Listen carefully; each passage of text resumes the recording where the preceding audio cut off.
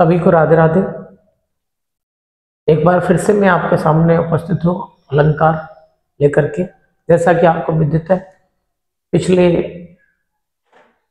Class में मैंने आपको बताया था अलंकार और अलंकार के भेद और शब्दालंकार, अर्थालंकार, उभयालंकार। शब्दालंकार के अंतर्गत मैंने आपको बताया था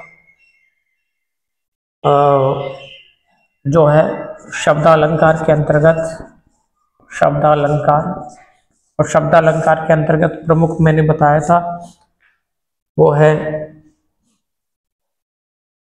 अनुप्रास।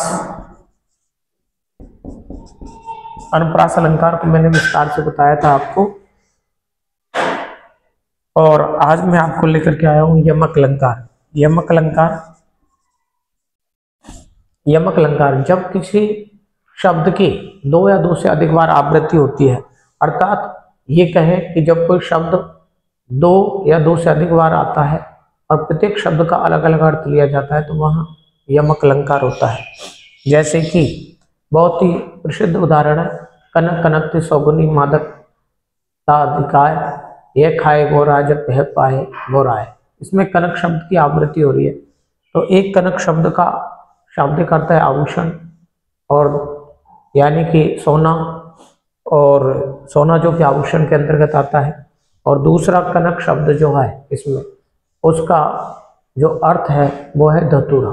धतूरा का पौधा देखा होगा, ज़्यादातर कई जगह उग जाता है। इसी तरह से और भी बहुत सारे उदाहरण हैं, जैसे तीन बेर खाती थी वो तीन बेर खाती है, नग न जड़ाती थी वो नग न जड़ाती है।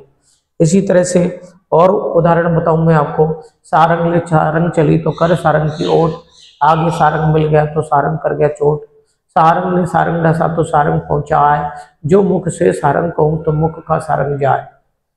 सारंग ले सारंग चली तो कर सारंग की ओट, अर्थात सारंग मीन्स स्त्री भी होता है कि कोई स्त्री थी तो सारंग मीन्स स्त्री, और वो दीपक लेकर के जा रही थी तो सारंग ले सारंग चली तो सारंग मीन्स स्त्री, सारंग मीन्स दीपक, और कर सारंग की ओट, सारंग मीन्स वस्त्र भी होता है।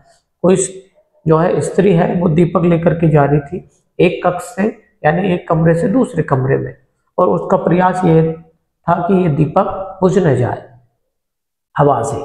तो सारंग ले सारंग चली तो कर सारंग की ओट, आगे सारंग मिल गया तो उसने बहुत प्रयास किया कि वो हवा से बुझ न जाए, लेकिन एक हवा का झोंका आया और उसको बुझा दिया। तो सारंग मीन्स हवा भी होता है। तो सारंग ले सारंग चली तो कर सारंग की ओट, आगे सारंग मिल गया तो सारंग कर गया चोट, और ऐसी चोट करी कि वो जो उसकी आग की जो दीपक की लपटें हैं उससे उसका वस्त्र जल गया। इसी तरह से जो है आप, ये तो है साहित्य उदाहरण। काश यदि आप साहित्य उदाहरण भूल जाते हैं एग्जाम में तो आप लौकिक उदाहरण भी कोई दे सकते हैं जिसमें दो शब्दों की आवृत्ति हो रही हो और प्रत्येक शब्द का अलग अलग अर्थ निकलता हो।